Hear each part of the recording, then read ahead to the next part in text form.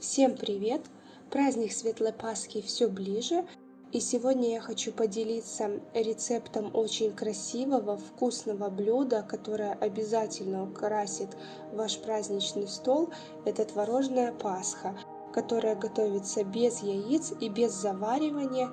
Получается очень нежной, безумно вкусной и очень-очень красивой. Главным ингредиентом является творог. Его нам потребуется 500 грамм. Творог необходимо пересыпать в глубокую тарелку, в которой будем готовить творожную пасту. Если творог с крупинками, его предварительно необходимо перетереть через сито, либо перебить при помощи блендера. Я перебью при помощи погружного блендера в такую однородную массу, которая не будет содержать комочков. Когда избавились от крупинок в твороге, необходимо к нему добавить 100 грамм сметаны. Сметану лучше брать повыше жирности, так же как и в твороге и в масле. Чем качественнее и жирнее продукты, тем в последующем получится вкуснее приготовленное блюдо.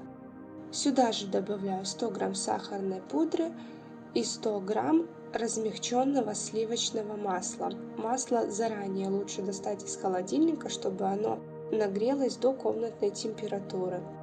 Теперь все ингредиенты перемешиваем и также перебиваем погружным блендером до однородного состояния.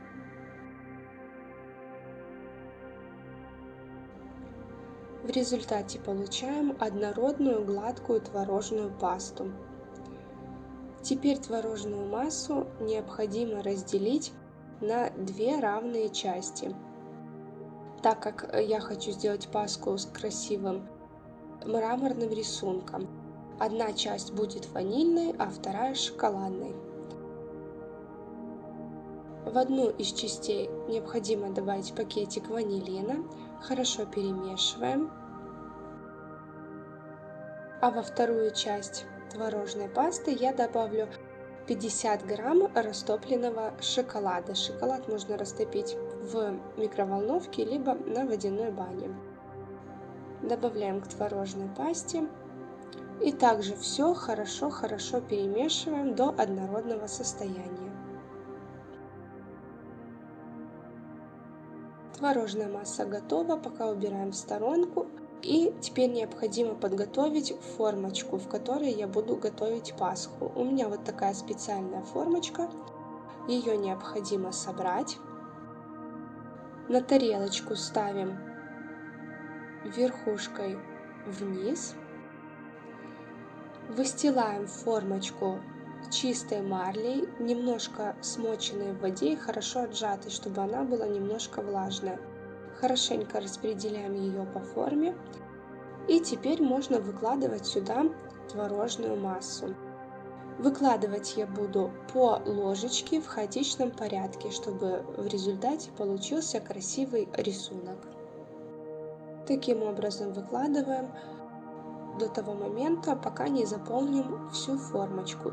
Если нет специальной формочки, не беда, можно взять просто обычный стаканчик большой из-под сметаны, допустим, сделать в нем в донышке несколько отверстий, чтобы выходила лишняя жидкость, также накрыть марлечкой и сформировать пасху в этом стаканчике. Немножечко постучим по столу, чтобы распределить равномерно творожную массу.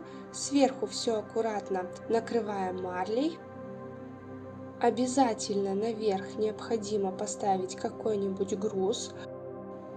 И теперь эту конструкцию необходимо поставить в холодильник, лучше всего на ночь.